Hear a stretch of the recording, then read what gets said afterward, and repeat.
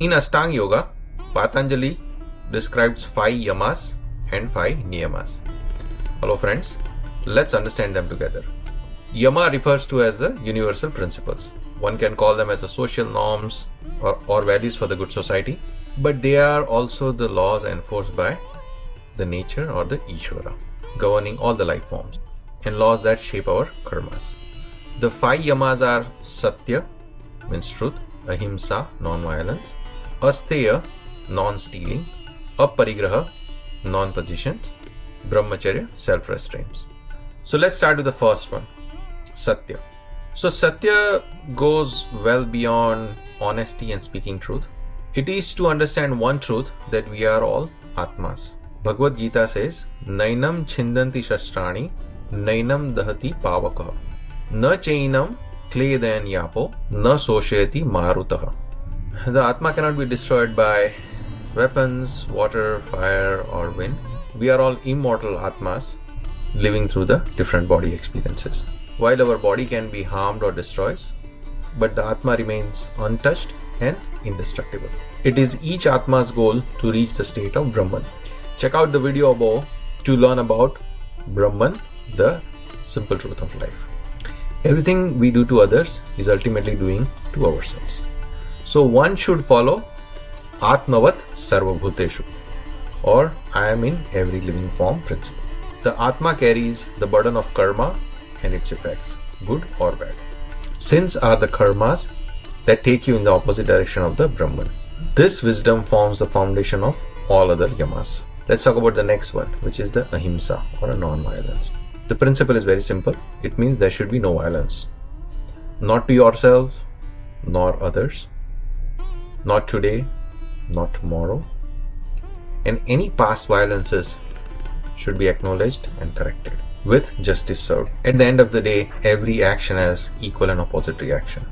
Check out the video on the top right to understand it better. The third one is Asteya, means non-stealing. One should work hard to earn their livings. One should not steal or take anything wrongfully from others. In a just society, there should be a fair distribution of basic needs to ensure such situations doesn't arise. And at the same time, there should be laws to prevent and correct them. The fourth Yama is Aparigraha, or non-possession. One should not accumulate more than what is essential for them and their dependents. The fifth one is a Brahmacharya, means self-control, sense control, or a self-restraint. So idea here is Brahmacharya means live like Brahman. Treat everyone else like Brahman. No discrimination based on gender or any other physical traits. Now let's talk about the 5 Niyamas. Niyama refers to the personal disciplines, or you can call it daily disciplines, that one should practice in order to uphold Yamas and be able to follow in their own life. The 5 Niyamas are Shauch, means purity, Santosh, means contentment, Tap, means penance, Swadhyay, means self-study, and Ishwara Pranidhan, surrender to the Almighty. So let's talk about the first one, Shauch. Shauch is about keeping oneself free from impurities. These impurities are easy to identify as they create discomfort within us. In Indian culture, great importance is given to the bath, or the cleanliness. One must take daily baths. In olden time, people used to do multiple times a day. There are special days and times where people go to rivers and take baths. Once someone learns to keep his body clean, the next step is purifying mind of impure thoughts and emotions. The second niyama is Santosh, or a contentment. This doesn't mean you should not work hard, but it means that reduce your needs and learn to live like a simple householder, instead of endlessly increasing your needs and desires where there is no ends to it. One should follow principle of simple living and high thinking. All rishis and sages follow this simple principle in their life. Gurudev Pandit Sri Ram Sharma Acharya lived with just 2 pairs of clothes, one that he is wearing today and one that is in washing for tomorrow. And he had a simple room where with a minimal furniture, and that's where he used to spend all his day and time. One time a rich man came to him and said to him that, I would like to do something for you. So Gurudev said, I don't need anything. Every day the sun rises and I get the required energy and warmth. There is a nearby river, take care of my water needs. Ashram, there is a simple meal prepared 2 times a day, and that takes care of my food requirements. And I have 2 pairs of clothes. I don't need anything more. If you really want to help somebody, just go find the beggars on the street and help them out. The third niyama is tapa, the penance. It means looking beyond oneself and work towards everyone's happiness. To achieve this, one must overcome the natural instincts of seeking pleasure and comfort. It involves finding new ways of reducing one's need and increase your inner powers. The fourth niyama is swadhyaya, or a self-study.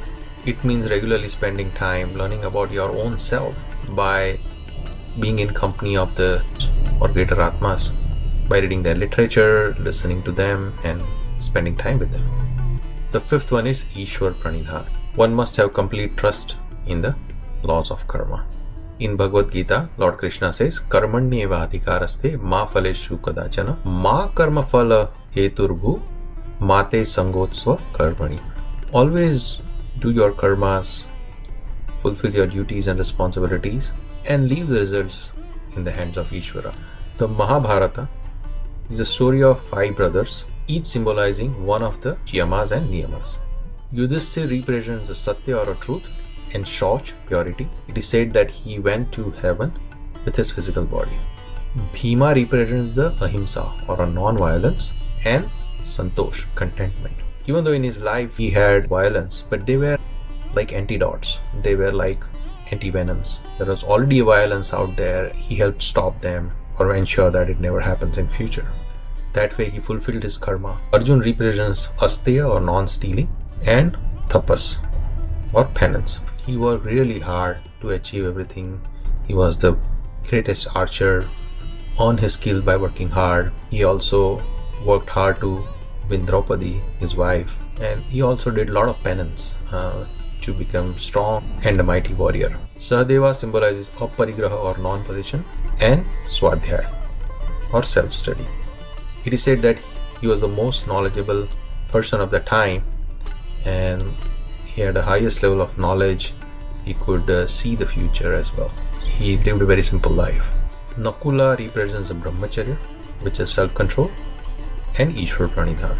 He was one of the most humble person. It is considered he was the most healthy and beautiful of all 5. One should see Yamas and Niyamas as 5 fingers of right hand and 5 fingers of left hand. And they always stay together, collaborate with one another, and they always work in harmony. So I hope this explains this concept well, where you'll be able to find your path forward in following Yamas and Niyamas. Thank you for watching.